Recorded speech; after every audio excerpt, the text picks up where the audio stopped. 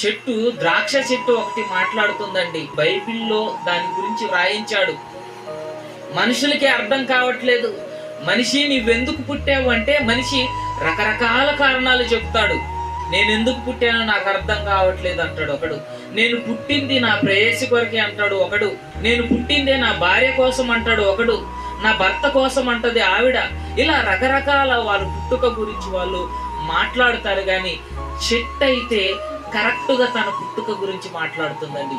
ఎందుకు దేవుడు దాన్ని పుట్టించాడో, ఆ పుట్టుక వెనుక దానికి పరమార్థం తెలిసింది గనకనే అది ఒక అద్భుతమైన స్టేట్మెంట్ ఇస్తుంది. ఒక చెట్టు దేవునిని మానవులను సంతోషపెట్టు నా ద్రాక్ష రసము నీయక మాని చెట్ల మీద రాజునయ్యుండి ఇటు అటు ఊగుటకు నేను వచ్చేదనా అని మాట్లాడుతుందండి.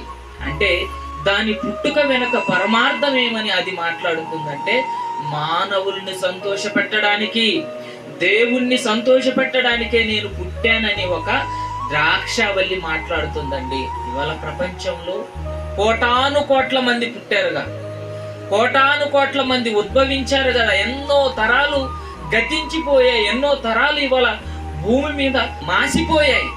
ఇప్పుడు బ్రతుకుతున్న వారు చాలా మంది ఉన్నారు. మరి అప్పుడు చనిపోయిన వారైనా ఇప్పుడు బ్రతికున్న వారైనా వీరి పుట్టుక వెనక పరమార్థం ఏంటో ఒక్కసారి మనుషులు ఆలోచన చేశారా?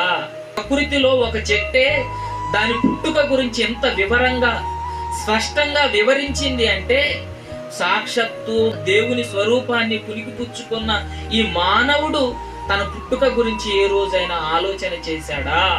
నేనెందుకు పుట్టాను, నేనెందుకు ఇలా జన్మించాను, నా పుట్టుక వెనుక కారణం ఏంటి అని ఏ రోజైనా మనిషి ఆలోచన చేశాడా?